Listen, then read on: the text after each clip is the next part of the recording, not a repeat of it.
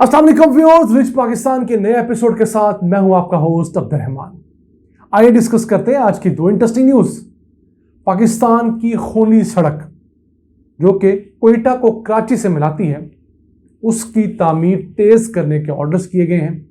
निगरान वजीर आजम चूंकि बलोचिस्तान से ताल्लुक़ रखते हैं, उन्होंने 814 किलोमीटर की इस हाईवे को डुअल करने का प्रोसेस मजीद तेज करने का कहा है और कहा है कि अगले 6 माह के अंदर इसे मुकम्मल किया जाए। आया ये मुमकिन है या नहीं, वो आपसे डिस्कस करेंगे। जबकि आज की दूसरी खबर, पाकिस्तान में इंपोर्ट रिस्ट्रिक्शंस के सबब अब बहुत सारी लोकल कंपनियां लोकल चीज़ें इस्तेमाल करने लगी हैं। इसकी ताज़ा मिसाल वेव्स कंपनी की है, जो कि डीप फ्रीज़र बनाने बहुत मशहूर है। अब वो अपना बहुत सारा रॉ मटेरियल पाकिस्तानी मार्केट से ले रही है, पहले चाइना से लेती थी। तो ये पाकिस्तान के लिए एक अच्छा स्टेप है कि अब पाकिस्तानी कंपनियां पाकिस्तान से रॉ मटेरियल खरीदेंगी, उससे हमारी इंपोर्ट्स भी कम होंगी। इस खबर को प्रोग्राम के दूसरे हिस्से में डिस्कस करेंगे, लेकिन पहले चलते हैं चमन कोयटा खुजदार कराची हाईवे, जो कि 814 किलोमीटर तवील है और ये पाकिस्तान की खूनी हाईवे कहलाती है, क्योंकि इस पर हर 1.5 दिन में एक मौत वाक़ होती है एक्सीडेंट के सबब। पिछले 3.5 साल के दादोशुमार आए हैं कि इस हाईवे के ऊपर 787 मौत हुई हैं और 38,760 अफराद जख्मी हुए हैं, क्योंकि ये सिंगल लेन हाईवे है। इसको डुअल करने की मंजूरी 2021 में दी गई।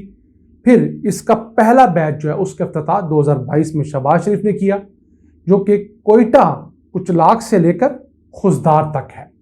324 किलोमीटर के इस पैच के ऊपर काम कुछ सुस्त रवि का शिकार था। तो अब निगरान वजीर आजम जो है, उन्होंने फौरी तौर पर इसे तेज़ी से मुकम्मल करने का कहा है। 80 अरब रुपए का यह मनसूबा है और उन्होंने ख्वाहिश का इजहार किया है कि मैं अपनी वजारत उज़्मा के टन्योर के अंदर ही इस रोड के ऊपर ट्रैवल करना चाहता हूँ। अब उसूलन तो उनकी वजारत उज़्मा 3 माह की है, अगर बहुत भी एक्सटेंड कर लें तो 6 माह की होगी, अगर हुकूमत जो है मौजूदा और इलेक्शन कमीशन इस्टेब्लिशमेंट के साथ मिलकर वाकई इलेक्शंस लेट करने में कामयाब हो जाता है और फरवरी मार्च में जाके इलेक्शन होते हैं, तो मैक्सिमम 6-7 माह के टेन्योर में आया ये 324 किलोमीटर की हाईवे, जो कि 2 रोड्स जाने के लिए है और 2 आने के लिए, मुकम्मल कर पाएगी, मुझे लगता नहीं है। अगर बहुत तेज़ रफ्तारी से भी काम किया जाए तो हो सकता है कि 2024 के आखिर तक ये हाईवे का पैच मुकम्मल हो।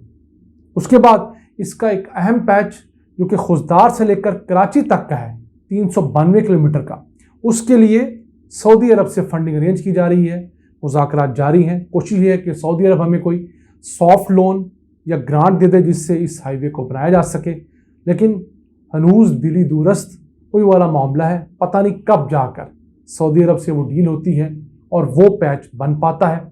हम दुआ गो हैं, उम्मीद करते हैं कि मौजूदा हुकूमत भी और अगली आने वाली हुकूमत भी इस आम हाईवे की कंस्ट्रक्शन के लिए सऊदीया समेत तमाम ऑप्शंस खोलेंगी और इस ख़तरनाक रोड की तामीर जल्द अज जल्द मुकम्मल की जाएगी, क्योंकि कोयटा बलोचिस्तान को सिंध से मिलाने वाला यह सबसे अहम रूट है और स्पेशली 2 तबके से बहुत सफ़र करते हैं, एक तो मरीज़, दूसरा ताजिर, जिनकी बहुत ज़्यादा डिपेंडेंसी है कराची के ऊपर। तो इस हिसाब से ये अहम हाईवे पाकिस्तान के 2 कैपिटल्स को आपस में जोड़ती है और इसके अलावा 2 कैपिटल्स के साथ साथ लोगों को, नस्लों को, वहाँ रहने वाली कौमियतों को बहुत करीब से जोड़ती है। आइए चलते हैं आज की दूसरी खबर की जानब।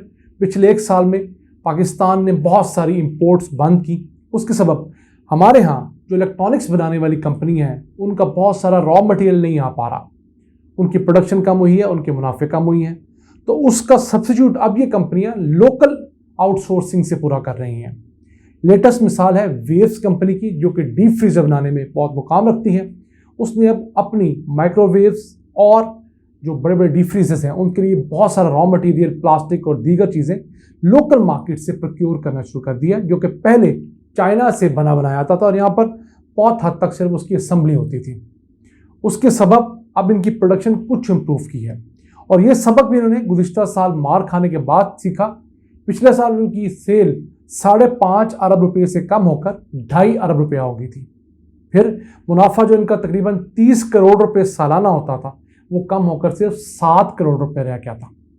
तो उसका ऑल्टरनेट निकालते हुए अब लोकल मार्केट से चीज़ें खरीदी जा रही हैं, जो कि पाकिस्तान के लिए एक बहुत अच्छा मैं समझता हूँ इनिशिएटिव है। इसके अलावा बहुत सारी और कंपनियां भी अब पाकिस्तानी वेंडर से चीज़ें ले रही हैं। जो पहले नखरे करती थी अब वो यहाँ से लेने पे मजबूर हैं। बहुत सारे एलईडी बल्ब्स, उनके पीसीबी बोर्ड्स और दीगर चीज़ें पाकिस्तान से प्रोक्योर की जा रही हैं। पहले हमारे घरों में लगने वाली जो ये लाइट्स हैं, एलईडी बल्ब्स जो हैं, ये सारा का सारा चाइना से इंपोर्ट होता था। या अगर किसी ने यहाँ पर प्लांट भी लगाया तो वो सिर्फ असेंबली प्लांट था। उसका पीसीबी बोर्ड छोटा सा, जैसा स्क्रीन पे आप देख सकते हैं, ये बना बनाया आता था चाइना से। यहाँ पर उसको सिर्फ उस प्लास्टिक के एक हॉल में फिट कर दिया जाता था और उसके बाद हमें बेच दिया जाता था। लेकिन अब ये बाकायदा पीसीबी बोर्ड पाकिस्तान में प्रिंट हो रहे हैं, आप स्क्रीन पर देख भी सकते हैं। कराची के अंदर हमारे एक दोस्त हैं यूसुफ साहब, उन्होंने फैक्ट्री लगाई है। बाकी लोगों ने भी अब इस तरफ काम शुरू किया है। तो रॉकेट साइंस नहीं थी, लेकिन चूँकि एक आसान काम था, चाइना से आप सस्ते दामों पीसीबी बोर्ड इंपोर्ट करें, यहाँ पर आप सांचे बनाकर प्लास्टिक की डाई बनाएं, उसके अंदर बल्ब रखें और उसको लोगों को बेच दें। लेकिन अब जब पीसीबी बोर्ड पाकिस्तान में बन रहा है तो जॉब्स यहाँ क्रिएट हो रही है, रॉ मटेरियल पाकिस्तान से इस्तेमाल हो रहा है।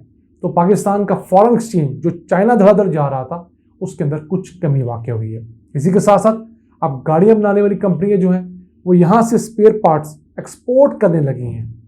अब टोयोटा जैसी कंपनी मजबूर हुई है कि वो यहाँ से स्पेयर पार्ट एक्सपोर्ट करे। इब्तदाई तौर पर टोयोटा ने कुछ स्पेयर पार्ट्स मिस्र को एक्सपोर्ट करना भी शुरू कर दिए हैं। तो ये एक अच्छा ट्रेंड है तमाम तर मुश्किल हालात के अंदर कि एक तो लोकल चीज़ें प्रोक्योर हो रही हैं, फिर लोकल चीज़ें फ्यूचर में एक्सपोर्ट भी की जा रही हैं। ये तरीका होता है। अगर मुश्किल वक्त किसी कौम पर आए, किसी शख्स पर आए, किसी ख़ानदान पर आए, तो उन्हें मौका मिलता है कि वो कहाँ कहाँ गलतियाँ कर रहे थे, उनकी मिसिंग्स कहाँ थी, उनकी लीकेजेस कहाँ थी। उन लीकेजेस को कंट्रोल करके उन तमाम चीज़ों को बेहतर बनाया जा सकता है। तो नाज़रीन, ये था आज का एपिसोड। हमें उम्मीद है आपको पसंद आया होगा। अपनी सजेशंस, अपनी आरा से हमें आगाह रखा करें। अपने मेज़बान अब्दुल रहमान को इजाज़त दीजिए। अल्लाह ने के बाद।